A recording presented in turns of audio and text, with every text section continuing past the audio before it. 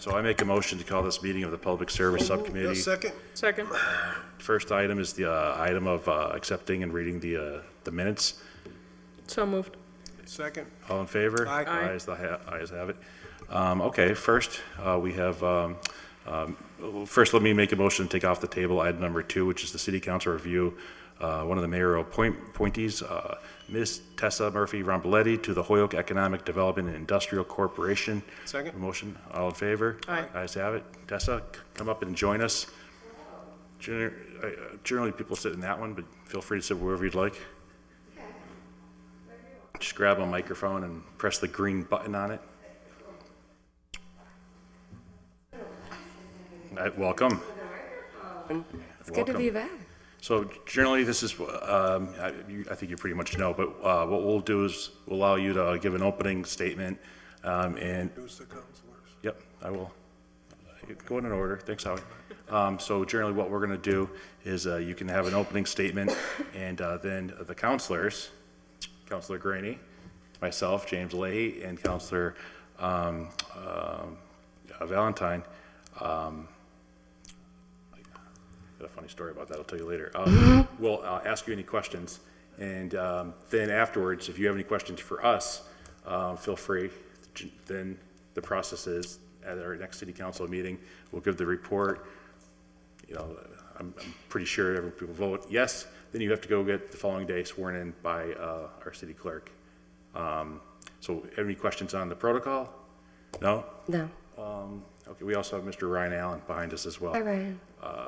So having said that, just give an overview and. Sure. Thank you all for having me tonight. So my name is Tessa Murphy-Rombletti. I'm a Holyoke resident, and I am hoping to serve as an appointee for the Holyoke Economic Development Industrial Corporation, also known as HEDIC. For those of you who don't know me, I am the program manager for the Spark Entrepreneurship Program, which is a program of the Chamber Foundation in Holyoke, and located right down the street. Prior to that, I worked as the development specialist for the city's Office of Planning and Economic Development.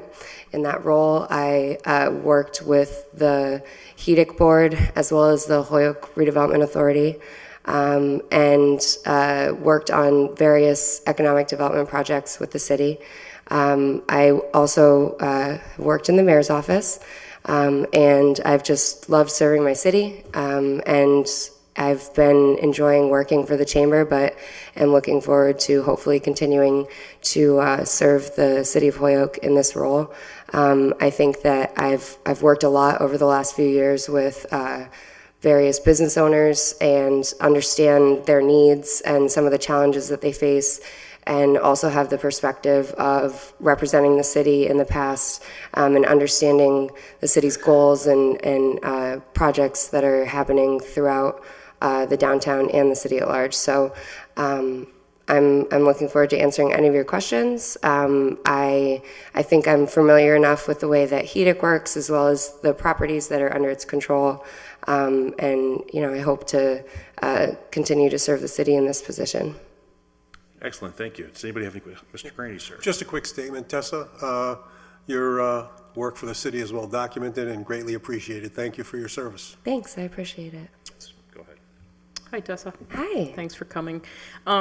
So, as a Ward 4 resident that you are, as you well know, one of the parcels that belongs to HEDIC that has been very controversial is the Pleasant Street lot, and where the proposed Dunkin' Donuts is going. Mm-hmm. And so my question to you is, knowing that you've had the experience with the Office for Planning and Economic Development, knowing the role of HEDIC, do you feel that those types of experiences and that exposure to the different roles and hats, how do you think that would be helpful in a scenario, for example, like that very controversial project for different reasons? Yeah, definitely. Very familiar with the project, just given my role working with the city and observing those there were a lot of meetings that took place, and I was obviously also familiar with the history of that parcel and just some of the challenges that it's faced over the years in getting redeveloped. So I think that the familiarity that I have with the parcel and kind of the plans that are underway, knowing that that decision's kind of already gone before the board, but it will continue to be something that will be discussed, and just making sure that the city's interests are what's being put forward, and making sure that it's a project that everyone can, at the end of the day, recognize is going to be the way that it is, and just kind of working together and bridging that gap. So yeah, I think my perspective on coming from the city's perspective and just knowing what the city's interests are, and seeing that whole process, I think is going to play a great role in future projects as well. Thank you. Thanks. Thank you. We also have Councilor class Lebron-Martinez with us as well.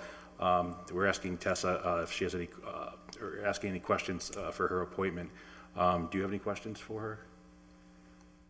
Questions or recommendations? I know she comes with a lot of experience and expertise from the work that she's done at the Holyoke Redevelopment Authority in the past, and what she's doing right now with the chamber. So I will be voting for her appointment. Sounds good. I guess if I could just piggyback on Councilor Valentine's question. My understanding is that the Dunkin' Donuts project is getting sent back to committee for HEDIC because of the way I believe HEDIC, or the planning board, wants it structured, where they want to use a certain type of design, and the design that the Dunkin' Donuts is presently going to use isn't the same one. And if that's the case, what are your thoughts on that? Yeah, no, I think that's a great question. It's definitely, I think what I've learned in my experience with local economic development in Holyoke is that a project's success is totally dependent on whether or not people can support it, if it fits in with what we're trying to do in the neighborhood. If it, I live actually down the street from that parcel, so I drive by it every day, and it is important what it looks like. But of course, these are things that are going to need to be discussed with the board, and I feel confident that my experience kind of observing these types of decisions are really going to be able to help me listen and ask the right questions, and make sure that we're covering all the bases, because of course it's the city's interest to do the right things. So yeah. Thank you. Does anybody else have any other questions? Well, having said that, I'll make a motion to confirm the mayor's appointment. So moved. All in favor? Aye. Aye. The ayes have it. Thank And as I you. said, do you have any questions for us? No, I mean, I feel like I'm pretty familiar with you guys, and I'm really looking forward to continuing to work together, and I love all the different projects that are going on. So if there's anything you guys have to ask me along the way, just how accessible I am, so reach out anytime. Sounds good. I try Thanks, giving you a Tessa. plug for Spark every time I can. I so appreciate that. Thank you. So having said that, It has not gone unnoticed. I appreciate that. All right, well, thank you very much. And Thanks, guys. Yep, take care. Have a good night. Ryan, where's Ryan? Okay, he's a quick little guy. All right, so I make a motion to take item number 3 off the table, which So is moved. City Council review of mayor appointing Ms. Hilda Roque to the Board of Appeals. She's not here. She's not here? Ryan, did she call in? Move that we table it. No, it's Hilda. Hilda Roque. All right, so I guess, since it's Table. on the agenda, I'll make a motion to keep it on the table. So moved. All in favor? Aye. The ayes have it. Tabled. Item 4 off the Hold table. on a second. Second. Whoa. I'm just gonna write these things down. 1, 2, 4, 4, 0. All right, so I make a motion to take item number 4 off the table, which is a City Council review of Mayor appointed Priscilla Garcia to serve as Commissioner on the Council on Aging. All in favor? Aye. Any opposed? No. Ms. Garcia? Hello there. It's very similar to what we just saw with Tessa. If you could join us inside the chambers here. And so what we'll do is we'll just allow you to give kind of an opening statement and why you want to be, don't worry, we don't bite, an opening statement why you'd like to serve on the board. Any counselors can ask you any questions, and we can go from there. So having said that, do you know all the counselors here? Okay, there's Counselor Graney, Counselor Leahy, Counselor Valentine, and Counselor Lebron-Martinez as well. Right. We make up the Public Service Subcommittee. So having said that, why don't you just give an overview of your background and why you'd like to serve on this very important board? Can you just push the green button? Push the green button right there.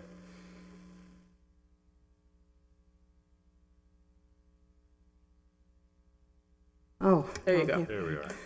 I'm not political, very political at all, so that's why I'm not familiar with the counselors. I volunteer at the senior center 2 days a week, and as doing that, Neve approached me and asked me if I would like to be on the board of directors. So I thought about it, and I told her I'd give her an answer the following week, and I thought about it, and I said, why not? I know what's going on there, you know, from volunteering. I know a little bit about what's going on, and by being on the board, I think I'll know a lot more. But I don't know what else you want to know. So when you're volunteering down there, what role do you, Well, on Thursdays, I volunteer on Thursdays afternoon, and I work the desk, and I greet the people. I give tours to people that haven't been there before. I answer the phone and things like that. Now, on Fridays, my husband and I both run the bingo. And it's really good. It's really good bingo now. I mean, we did have a few problems, but they were solved. yeah, I was gonna say at times that could be stressful, the bingo. Yes, but we still enjoy doing it. Yeah, no, absolutely. Does anybody have any questions? Yeah, just quickly. Counselor Graney? Yeah, I go every day, I'm at the council every day, but generally I'm there in the morning. So I appreciate the volunteer work that people do. Certainly it's very, very much needed for the seniors in Holyoke, and we find that it's a very cordial place to be, and we enjoy being there on a day-to-day basis. And appreciate you stepping forward to serve on the commission. Thank you. Anybody else have any statements or comments? No? Thank you for your volunteerism. Thank you. The place is well kept up. Yes, it is. Very nice. Thank you. Great, thank you. Yeah, it is. It's absolutely a beautiful place. I'm there every so often. I wish I could be there more, but it's absolutely beautiful, and it's always a fun time going there. And I've seen you behind the desk, and you're a very sociable person, and I think it's an absolute hallmark of the city of Holyoke. So what happens now? We'll vote, and let's do that. I make a motion to confirm the appointment. So moved. All in favor? Aye. The ayes have it. There Thank you go. so much. No problem, but there's another step. So the next step will be the full city council meeting. So it won't be happening next Tuesday because of the election. It's going to happen probably 2 Tuesdays from that, unless they call a special meeting. And at that meeting, the full city council will vote on it. Okay. And I can't see any issues with it. So having said that, the following day or any day thereafter, you can go down to the city clerk's office, and she swears you in as a commissioner. Do you have any questions for us? No, I don't think so. Well, we appreciate you taking the time to volunteer and also the time to come down here tonight. So thank you very much. You're very welcome. Thank you, Priscilla. Thank you. Take care, sir. Good seeing you. Yeah. Okay, so, did you say something about, Move to take item 5 off the table? say anything about this? 5? No, I didn't, yeah, sure, I did invite you. Yeah, okay. All right, there is a motion made. Is there a second? Second. For moving item number 5 off the table? All in favor? Aye. Ayes have it. Okay, this is a city council review, the mayoral appointee. Is that spelled right? Yeah. Okay, Dian McCollum to serve as a commissioner on the Council on Aging. She's not here? You guys are all here for MIFA, right? Oh, okay. Okay, does anybody, I guess, so having said move that. to table? Yeah, okay, all in favor? Aye. All right, the ayes have it. Move to take 6 off the table? Second. Okay. All in favor? Aye. The ayes have it. Okay, so item number 6 is proposed by Councilor Lebron-Martinez back in February 2nd, 2017. Order that the City Council invite MIFA to give an update on the current projects, including the update with the Victory Theater development. All in favor? Aye. The ayes have it. Okay, so you guys brought a team, and more than welcome to bring everybody in here. Just whoever's going to be speaking, I just encourage you to grab a microphone and push the button underneath the green light.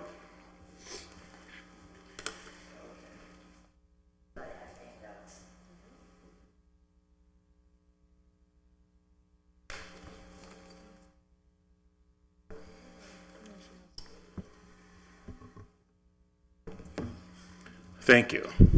Appreciate it. Thank you, ma'am. And Ryan, you need, Yeah, one for the record. the handouts? There we go. Thank you.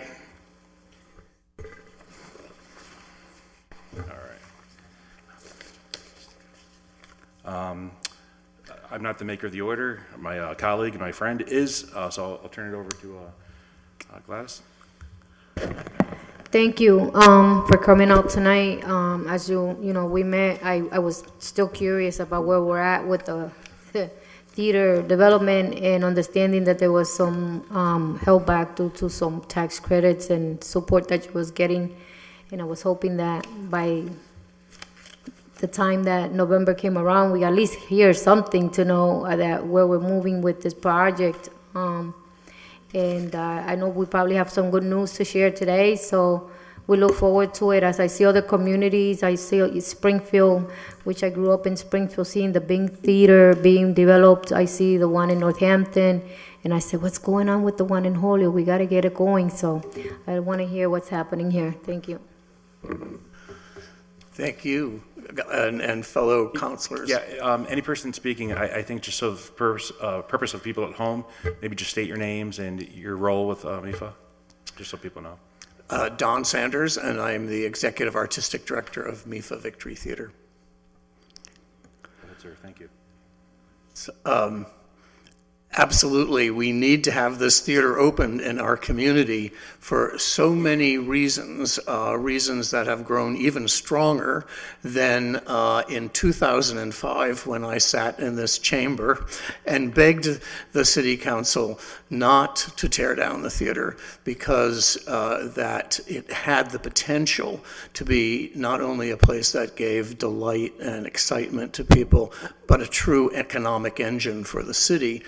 We didn't at the time know all of the incredible advantages that it could bring, but we had a pretty good idea. And some of those have expanded even since that time. Just to remember that in 2009, we became the owners of the theater. We bought it with a plan and a budget for reopening the theater. And we have been actively pursuing that plan and making real progress. And I thought I'd give you a basic update on that, even since the last time we've been here. And then we have we have a guest with us who is our tax consultant, who will talk a little bit about that. And we have some wonderful posters that show, too, the impact of the open theater. I'm going to read from what is, I think, the most exciting news, which just happened, okay? And it sounds like a press release because it is the draft for a press release. So, MIFA Victory Theater awarded Federal Historic Preservation Certification. Holyoke, Mass. The Massachusetts International Festival of the Arts, MIFA, is pleased to announce that the United States Department of the Interior National Park Service has approved historic preservation certification for the Victory Theater. Approval is great news and a major hurdle cleared by MIFA in its steady progress toward reopening Holyoke's 1,600-seat historic Victory Theater, the last remaining theater of its kind in the region. Certification is significant because it qualifies the Victory to receive rehabilitation tax credits. These credits account for approximately $5.6 million of total funds needed for the theater's reconstruction. $4.3 million in Massachusetts state historic tax credits have already been awarded to the project, leaving $9 million in new market tax credits, which MIFA has been actively pursuing. In all, the tax credit package will account for nearly 50% of the reconstruction budget. So I can't emphasize too much what a great development this is in the project. This has been a very complex project because of, quite frankly, the scale of the size of the theater and the needs that it has to bring it into 21st century theatrical. Don, Yes. not to interrupt you, but Sure. just for the people at home, can you just explain exactly what tax credits and Right. necessarily new market? Because for the average person at home, they Yes, absolutely. I'll give a brief introduction, and then I'm going to turn it over, if I can, to Barbara, who can, be a little bit. then I want you to continue from where you left off. But I just Yes, want to. yeah, sure, absolutely, absolutely. I'm always willing to continue. So tax credits there are 3 tax credits involved in the financing package for a project like this. The first are state historic tax credits, so Massachusetts historic tax credits. The second are federal historic tax credits. And the third are new market tax credits, which is a federal program. So the key, the linchpin to make everything happen is the award of the Massachusetts historic tax credits, because the Massachusetts vetting process for a project is considered one of the most difficult in the entire country. It involves presenting the architectural plans for the conceived of final building, all of a business plan for operating it, a budget, a lot of incredible detail. It's almost like having to have done the project totally in advance. All of the architectural plans, all of that process has to be paid for. And then it's submitted to a commission in Boston, and the commission looks it over, and they go through it with a fine-tooth comb, and they pronounce on whether or not it is their opinion that the project is of cultural significance for the Commonwealth, and also if the economic package is one that will actually work and that they can certify. And that process then enables the federal historic tax credits to feel that the homework has been done and that it is a project that is culturally and economically significant. That then leaves the new markets, which don't have anything to do with culture or historic value in the sense of the building, etc. They are given to challenged American communities as a means of stimulating economic development. So they are given, if a project is deemed to be able to provide economic development for a city. So what's so key about, first of all, having received the Massachusetts certification is that it kind of, it definitely puts the federal process in play. And to tell you, quite frankly, the federal process has taken about 4 years to achieve. So it's something that you have to have tremendous persistence, and also I have to say, in really honoring everybody who's been part of putting this whole project together, it is a testament to the quality of this particular project. That then leaves the new market tax credits, and the new markets have a slightly different qualification, and that is that they need to see that the money that is the difference between the tax credit package and the monies raised and the total cost of the project has been raised or committed. So that is the final hurdle in terms of tax credits. I'm going to ask Barbara to talk to you about what the tax credits are in and of themselves. Barbara? Thank you. I am Barbara Sokoloff, and I'm president of Barbara Sokoloff Associates. We are a community development planning firm that specializes in community development finance. We think of ourselves as a mission-driven firm. We look to do projects almost exclusively, I would say 98%, that are revitalization and have a community benefit. We do a lot of affordable housing, probably about $400 million, throughout southern New England. Last week, we had a ribbon cutting on phase 2 of a 122-unit development in Waterbury. A lot of our work is in Rhode Island, where we're situated, but we're working in Boston right now and in other projects in Connecticut. New market tax credits have become a specialty of ours, as well as affordable housing, in the last 10 to 12 years, since they became available as a tool for economic development. It's a very interesting tax credit, and that it's based on sources rather than losses like low-income housing tax credits. I'll quickly explain how the program works.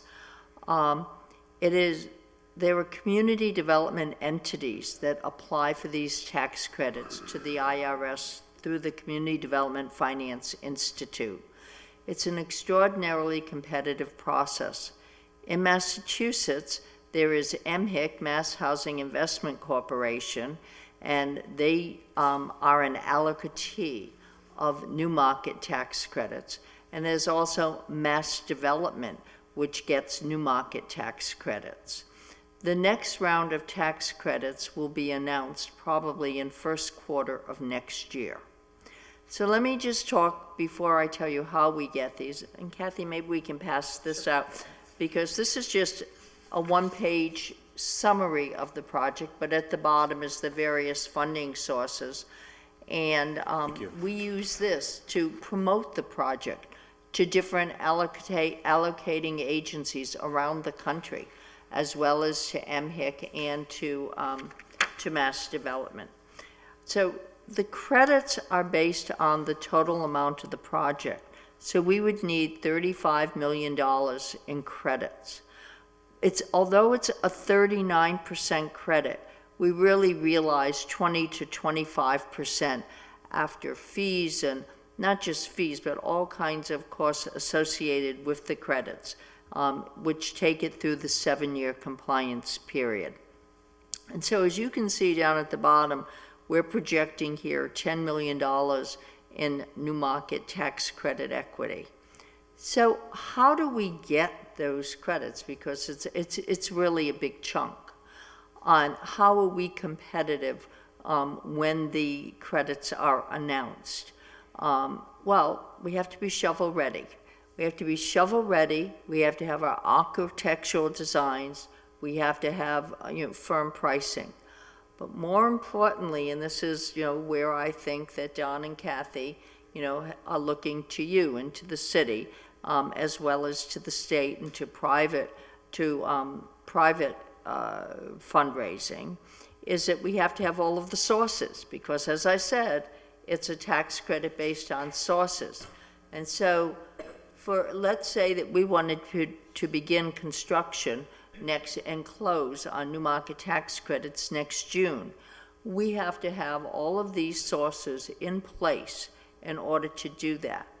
Now, we may not have all of the money exactly there, but we have to have it pledged and committed, and then we put into place bridge loans and other ways of that will guarantee that money, so that we can create a leveraged investment fund on day one, to which the credits are then come out of that. And so who gets these credits? Can you just explain exactly what? So is a credit money, or is it if I donate $1,000, do you get explain to us what a credit is and how that works, if you don't mind. I didn't mean to interrupt you. Absolutely. It is a credit that large corporations can take against their, that they can apply to their taxes. So who are the investors that get these credits? So the people that apply to these credits are generally the large banks. Bank of America, who's indicated a strong interest in investing in this project. U.S. Bank, Capital One. These are generally the investors that we use.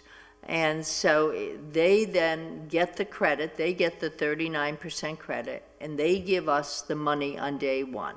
So we get the $10 million from them, but we have to show them that it's a viable project and that it's going to be viable for at least 7 years and certainly thereafter.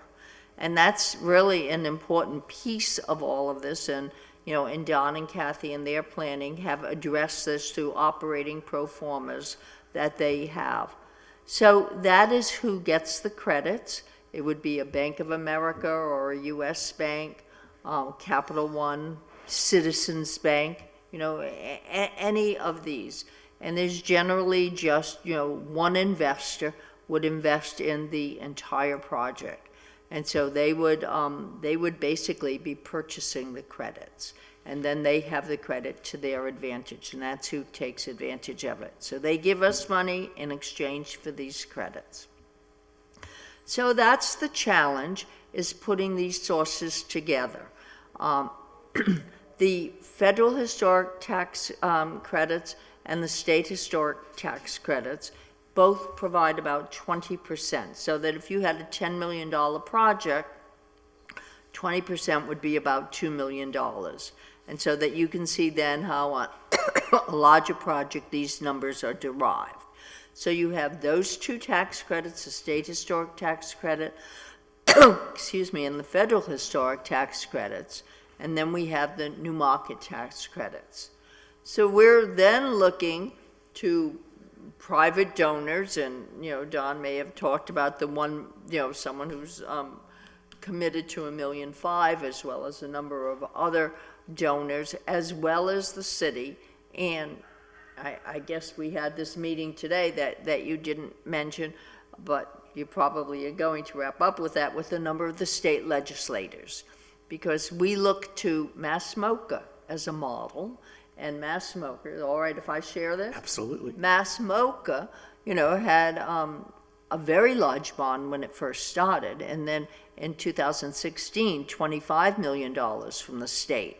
And so if MAS-MoCA, looking at North Adams to have an economic engine there, we are looking to replicate that here. And that's basically what we were talking to 5 different state legislators today, who came to see the Victory Theater and seemed very, excited about it. It's certainly the second meeting that I've attended with 2 of those legislators, some months ago, and they brought in other legislators. And we've met, with the mayor, with everyone. And, we really are working to bring all of this together, but it's extremely challenging. So I'll conclude in an interesting way. I was asked to be on a panel last week, the American Planning Association, about new market tax credits and how they work. And so I decided, yes, we would do our PowerPoint and give a very good explanation, but then I wanted to present 2 projects. I wanted to present a challenging project, and I wanted to present a project that had gotten beyond those challenges and was completed. So the challenging project was the Victory Theater, and Don presented. And, it was really, I was very impressed with your presentation. We showed photographs and we showed the funds, and we talked about what the challenges were and, and how difficult it is. The other project, the project that, had already been accomplished is, have you all heard of water fire in Providence? Certainly, of course. So, everybody knows of the water fires. I should have brought the magazines. We just did a 35,000 square foot building for water fire. And that building is to create an arts and cultural center. And what we did there, and will be the case here, was to have federal historic tax credits as well as new market tax credits. We're showing it here like it's just such an easy thing, but in fact, it isn't, and there were changes in some tax decisions about 5 years ago, making it very difficult. Well, working with sophisticated attorneys, we got beyond that, and we were on the cover of 2 national magazines in the last 6 months. And so, and that is, a very successful project. So what made it successful? Well, one of the things that made it successful was that there happened to be a state cultural bond, and and it's a smaller project. It's a $15 million project, and there was a state bond for $3 million for them, as well as others, and I'll finish up. But so that was something, and there was very broad community support, and so that there was a lot of fundraising. A number of things happened in the building, had opened a few months ago. So I was very appreciative of Don to present the tough case, and Barnaby Evans to present the case. They got through all the toughness. So you can see it's a complex process, and it's challenging to try to bring everything together at the same time. And so that's why we're here, to speak with you, to give you an update, but to also know that we're looking to you for your support. So. Questions? Before you guys continue, Councilor Granny would like to ask you some questions. Yeah, first of all, I appreciate you folks coming out here tonight on a chilly, stormy night to sit down with us. Thank you very much. I know there are several questions, basically they're constituent questions that I need to ask. Certainly the problem with the water in the basement of the Victory Theater is a real hazardous problem. It's been going on for many, many years. And the Victory Theater has been sitting there dormant for 20 some odd years. And the residents in Holyoke really haven't seen any progress that has been made with the structure. So I get phone calls, or I get information coming, from constituents that would like to get an update on that. Secondly, in layman's terms, not in terms of tax credits, I would like to know how much money you've raised and how much money you're going to need to complete the project. And the third question is, are there salaries that are involved, at this point in time with the project?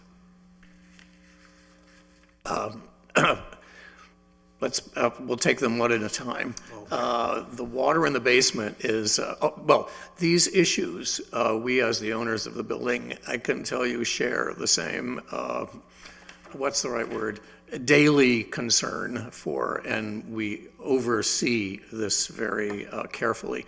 The water in the basement is, it's tonight, not Halloween, almost. There seems to be a source of this water that nobody is exactly able to define.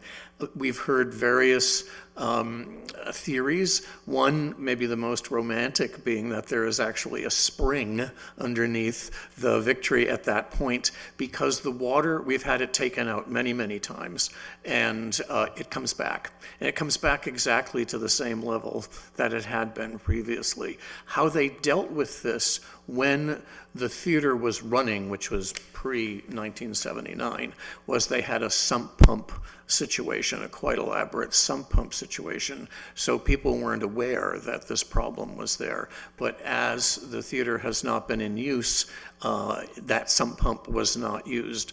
And to rectify it, we are going to have to find out what the source is, and we have it drained periodically. It doesn't actually affect the superstructure or the inner structure of the theater, but it is there. And the other theory is that it's possibly water from a storm drain. There's a storm drain in the alley, and that it comes down that way.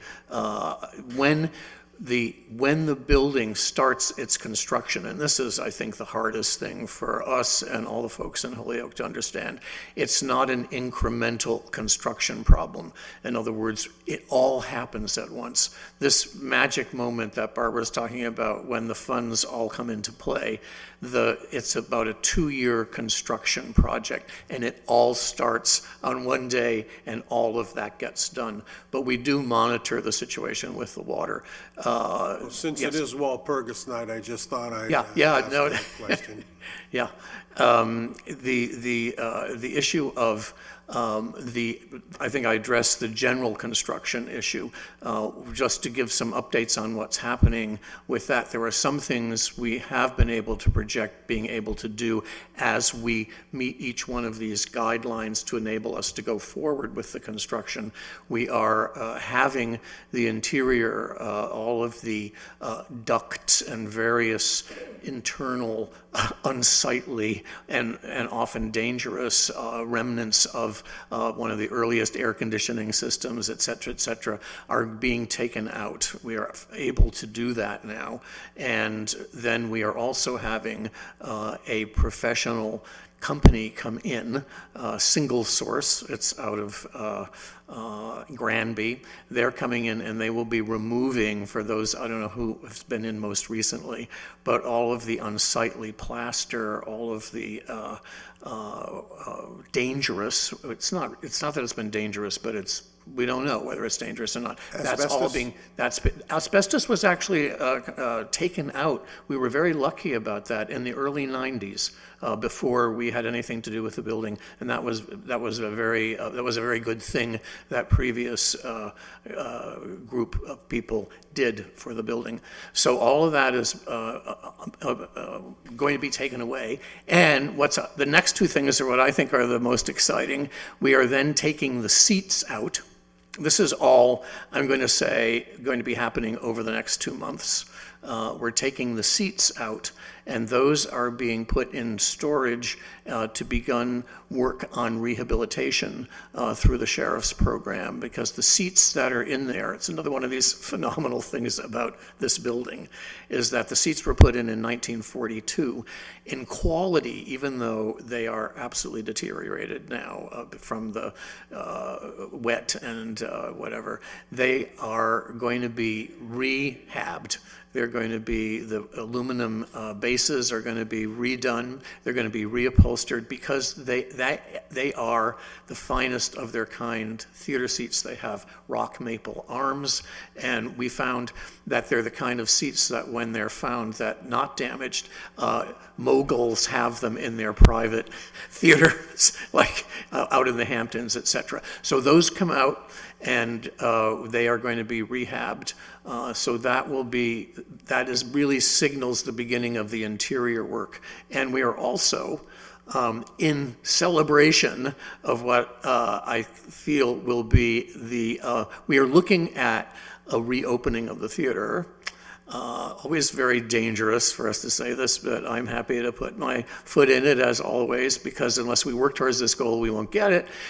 We are looking at a 2020 100th anniversary. December of 2020 would be the 100th anniversary of the opening of the theater. And in preparation for that, we are doing some exterior lighting so that the theater is really going to be extraordinary, and the light will change, so it won't appear to be this like broken tooth in the middle of the urban landscape. So those are four things that are going to be happening imminently that deal on some level with the look and the feel of the building. The actual taking out of the interior all happens, as I say, at once, and it gets put back in the way it looks now, but in new materials. And that's what the whole historic tax credit issue is about. They give the tax credits so that it will be brought back to look like the magnificent building that it once was. So there's a patience factor. I've been invoking the Springfield train station, which has taken 40 years to do. It takes a while. I wish it didn't take so long. Okay, Yeah. second part of the Yes. question, how much money has been raised? How much do you need? Yes, so the total project cost is $43 million. And I want to make sure that it's clear how that breaks down. That includes all of the costs since the construction of the budget, the adopting of the budget in 2009. So that's from 2009 to the opening the projected opening of the building in 2020, and then 7 years beyond 2020, so through 2027. Why 2027? Because as Barbara was alluding to, many projects like this, which are very ambitious, do not look beyond the opening, and this project is a business. It is like tooling a factory, and the business will become profitable, or at least it'll go through stages of being not profitable until it reaches breaking even and moves into profitability. So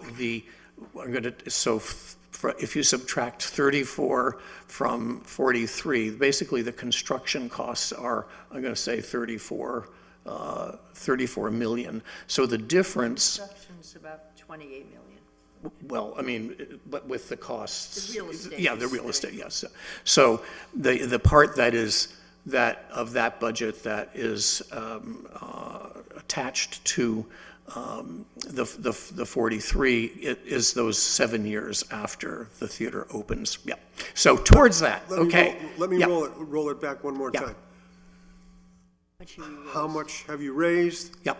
and how much do you need? Right. So to date, and I want to break it down in terms of the tax credit allocations first. We have the historic tax credit from Massachusetts, and that's 4.3 million. The federal tax, we are estimating at 5.6. And then on top of that, we have raised $4.8 million in pledges and cash. So, And my last question, Yes. are there salaries involved? I'm not sure what you mean, salaries in raising the money? With the overall money, with the money that's being raised, are there salaries? Yes, there that are you some, pay? there are fees. There are no salaries. There are fees to consultants, such as tax credit consultants, to the project managers, et cetera. Are we privy to that information? It's in our 990s, which are filed with the Massachusetts charities. And we can get a copy of that? Yes, you go online, absolutely. MIFA is a 501c3, a not-for-profit corporation. So all of those costs, expenses, and sources of income are listed. Thank you. You're very welcome. That's the Valentine? Yep, absolutely. Thank you. So thanks for coming, and I remember years ago when I was inside the theater with a group of HCC students and hard hats and masks and picking out popcorn containers from the 70s. It was great. No, it really was a fabulous experience, and it was the first time that I entered that grand space, and I've believed in this project since then. So I've been a supporter of it since the beginning, but of course, as Councilor Graney stated, we get asked questions on when and how and why, and so I appreciate the update. I think that there's many people in the city that want to see this project be successful for many different reasons. I'm a big fan of the arts, so definitely looking forward to that December 2020 date. My birthday's the 11th, if you want to do it that day. So, so I just wanted to say that I think, of course, this is all about the pieces falling into place, and there's still kind of a long road ahead, but I wanted to ask, based on the tax credits and the fundraising that you've been able to do to this date, if there's an area that you feel that you've struggled with in a specific way, where you feel that you could use the support of us as a body, to please keep that in mind, because I mean, that's part of what our role is too, is to be involved with efforts that are happening in our own community. So I'm not asking for an answer on that. I'm just saying keep that in mind, because I think about other projects that we're talking about regarding our city, when it comes to tax credits and conversations like this, which of course it's a different language for a lot of us. And I think about, the Library Commons project, and everyone wants to see that happen, but no one realizes the complications that come behind all these things. So I think Don said something about patience, and I agree with that. But at the same time, we need to keep a balance between what does that patience look like, and how do we know that the timeline is definitely moving forward. So so perhaps it's great that you were able to bring in this press release today with this great update. And so maybe my suggestion to you would be two things. Would be, number one, when you have big, significant, important updates like this, make sure that you get it to Ryan so that Ryan can distribute it to us. Because we may miss it on Mass Live, nothing against Mike. And the other piece, thinking about what ways can we be partners so that when we're being asked, why is this taking so long? Why does it need so much money? Why is, shouldn't that money go somewhere else? That we have the information and the facts to back up our support for this project and for what you do. So those are my comments. May I? The other handouts that you have underneath the press release are really what's included in the board. Turn on just speak into the mic because people at home can't hear you. I'm Kathy McKean. I'm the managing director of MIFA and a longtime Holyoke resident. This is an incredibly large project. But in the first year that it is open, asking why this and not something else, or shouldn't the money be going somewhere else? For the first year, the Victory Theater, the MIFA and its patrons will spend $3,310,470. That then translates to... We can move this if you... Sure. Here, just... Oh, okay, great. Okay.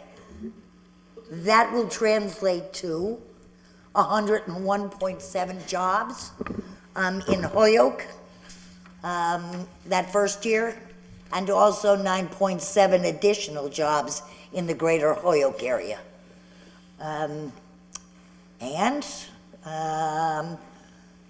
It will bring in $127,821 in city revenue, and $814,185 in 5 years. And then also state revenue. It's spending an impact on households in the both in Holyoke and the greater Holyoke area, is 5 million, close to 6 million in Holyoke, and will be over 6 million in the greater Holyoke area. And this is Yeah. both of those. Vertical. Yeah, both of those are vertical. Sorry about that. Part of the, so that it's not just a feel-good project, it's not just keeping a wonderful building here in the city, but it is also an economic generator. It will generate jobs, it will generate income, and it will generate a lot of economic benefit in downtown and across the city. So, and these are just some facts about what MIFA has been doing here since in the 23 years in the Pioneer Valley, and most specifically since we arrived in Holyoke. That's 177 events since we arrived in Holyoke in 2005. So that's a lot of events. The most recent was the La Gringa with Palante Theater Company down at El Mercado. It was absolutely spectacular. And then here's some of that information, Mr. Greeny, on the fundraising. Okay? All right? Yeah, Thank you. Thank you. Thank you very much. I just have a couple of questions. First of all, let me just preface by saying that I'm a big fan of the arts. Just today, I was in Boston with my son Brendan. He was doing background work in a new Showtime movie. And so, we had a lot of good conversations with all the other stage moms and stage dads about art and whatnot. But more of my questions revolve around, so much the money side of it and that sort of thing. Because, I think all of us here, at least I can only speak for myself, want this building to succeed. I remember reading articles in the paper, the Marx brother, Karl Marx. No, scratch that from the record, Ryan. The Marx Brothers and Bing Crosby and whatnot had come to the beautiful city, as we know it as Holyoke. And I think, if my numbers are correct, it opened in 1920 or 1919, and closed in 79 or 80. Correct. Right. And one of the questions I had was, MIFA bought it off the city of Holyoke, correct? Correct. And I remember sitting here in a finance meeting many years ago in regards to a reverter clause. And the city council voted 8-5 to give you another year. Where does that stand now? Just where it's just where it was. It has not been invoked or revoked. Good. That's a good thing. One of the things that, how do people know that there's tax credits available? So, you guys are going over the fact that there's 3 different types of tax credits, the federal, the state, the historic. Is there some sort of list that goes out to accountants? So if I'm the CEO of a big business, I want to donate money. Is that how it works? Not quite. Just need to speak in the microphone, ma'am. Sorry about that. Not quite. I mean, the tax credits are used by investors and people who are looking for these tax credits, and it's not people, it's corporations are well aware of it. And as I've said, there's a lot of competition among investors for a good project. And so that there's no shortage of publicity for people who are looking to purchase these tax credits that they are available. And again, I shouldn't use the word people. As I said, it's, investors like Bank of America or US Bank, so Capital One, Citizens, they tend to be the major investors of the large banks. Okay. However, for my notes, or most likely memory from our meeting, the finance meeting, back then the project was around $20 million, right? 29. 29 million? Yep. So But- now it's up to 43 million, you're saying? Correct. Let me add something, if I could, about that, John. And that is that when when a corporation invests in these tax credits, they have to make certain that the property and that what's called a qualified low-income business is going to be able to operate for a 7-year period while those tax credits are in play. And what the people here at MIFA have decided to do was to create basically a fund that will backstop those operations. And so they determined with their business planner that $7 million should be created upfront in a fund that will then be there so that we can show that if there in fact were, if they didn't bring in as much as they anticipated, that in fact there would be funds to make that up. And in the first few years, as the theater gets going, it doesn't operate as a profit. It takes 2 or 3 years to operate as a profit. So that's the difference between the 35 and I think you said $43 million. Okay, And also, if I could just interject, the difference between the 29 and the 34 in those costs, the construction estimates have gone up 6% since those initial figures were arrived at.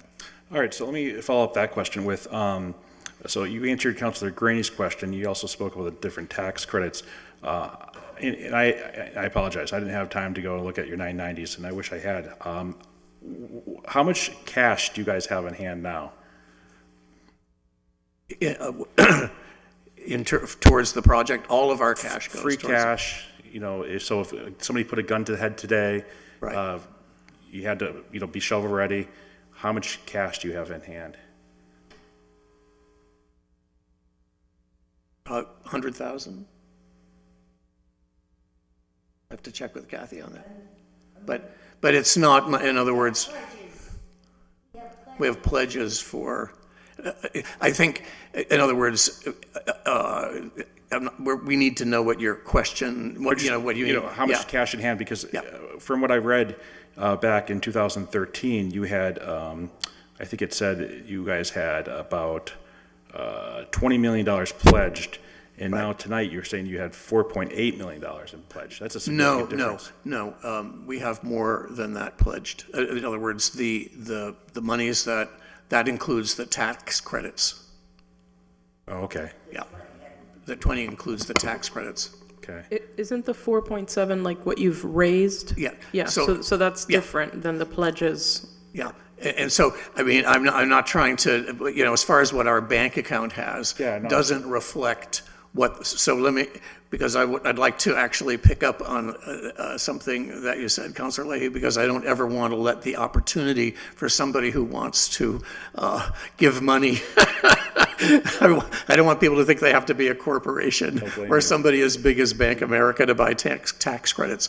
So it's true that the tax credits are bought by those large corporations, but the basically, if we were to do the math with you, about the $12 million, that's the gap between the tax credit allocation and the amount of money that we are seeking from the state, not from the city, is about $12 million. And towards that $12 million, we have raised $4.8 million.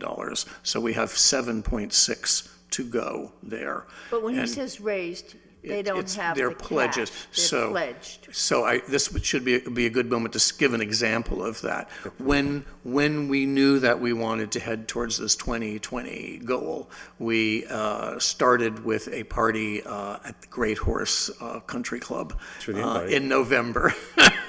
And that was thrown graciously by Delcy Bean, and we kicked off the campaign to let people know that we would have to raise a certain amount of money. And that is basically where monies were raised towards the 4.8. We had raised some prior to that, and we decided that we needed to have a very good plan, and our project manager, Tim Lazinski, put together a plan which is includes having catalyst donors, and we kicked that into gear in the beginning of the summer with the first catalyst donor, which is Donald and Michelle DeMoore, have pledged $1.5 million to the project. So it's very hard also for the public to understand the nature of the financing. So what that means is they are pledging that money. So it's not in our bank. I mean, it is in the bank in terms of when the tax credit people look at it, because it's what's called an enforceable pledge.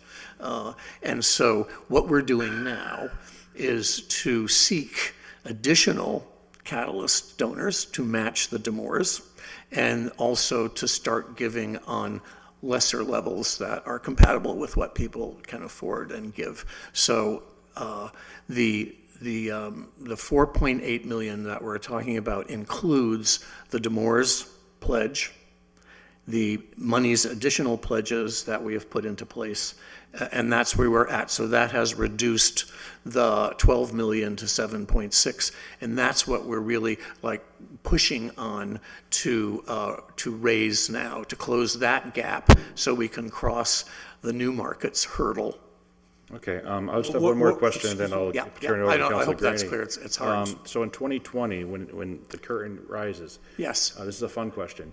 If you could have your way, what would be the first show? I can't tell you how many times people have asked me that question, and I do know what I think it ought to be, but I don't want to give it away. Honestly, if you really thought about it, it's pretty obvious. But it'll be a great show, and there may be several kind of soft endings and beginnings, etc. But will you forgive me if I don't say? I was going to say, who's the politician here? You're not answering the question. Councilor Graney? Yeah, just quickly, the thing that concerns me about pledges is there is a possibility that some of the pledges could dry up. That is always a possibility, but fortunately, in the history of this particular kind of industry and form of financing, it's a very small percentage. But no matter how small it is, it's always painful. We've already experienced that, actually. Councilor? I just want to say thank you for this information. It's been very helpful. As I mentioned, people keep asking, just like Valentin mentioned here tonight, people keep asking, what's the project? When is it really going to open? I remember coming here in 1978, and I got to witness. Was I here? Yeah, No. I remember. I probably didn't know you then, but I got to see it at least for 1 year. But I just want to say, I know that there's an abutter here tonight, because I'm quite sure he's happy. Once this place is also up and running, it helps a lot of the other businesses around, and I know this is going to be the economical engine in this city, and I wish you the best luck, and count on us, whatever we can do. Does anybody have any other questions? No? Well, thank you very much for this update. Please, certainly do not be a stranger to any of us. You normally aren't, but keep us in the loop. I mean, 2020 is just right around the corner, and I'll certainly I'll put on the record now. I certainly will donate. Great. All right. Well, so having said that, could I entertain a motion to? Motion that it's been complied with? All in favor? Aye. Aye. The ayes have it. Thank you very much. Thank Motion you. to adjourn? And thank you for your presentation, ma'am. You're welcome. Motion to adjourn? Yep, second that. All in favor? Aye. Aye. The ayes have it. Thank you. Thank you, Ryan. Appreciate it.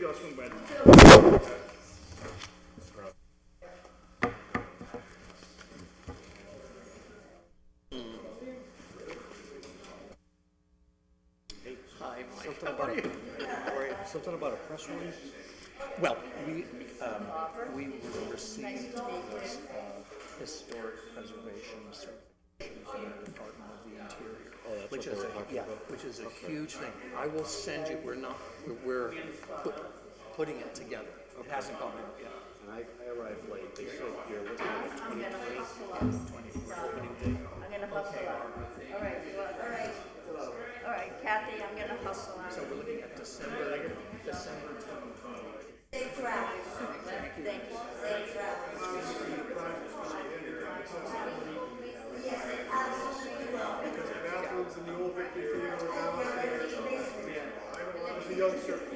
Believe me, I spent many a Saturday and Sunday in the Victory Theater. And anytime you want a tour. Thank you.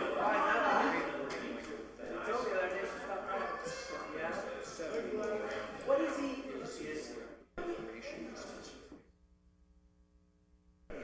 So what it is, quite frankly,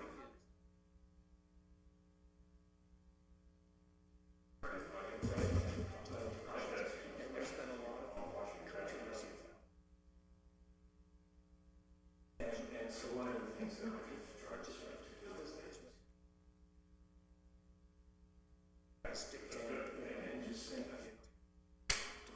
there.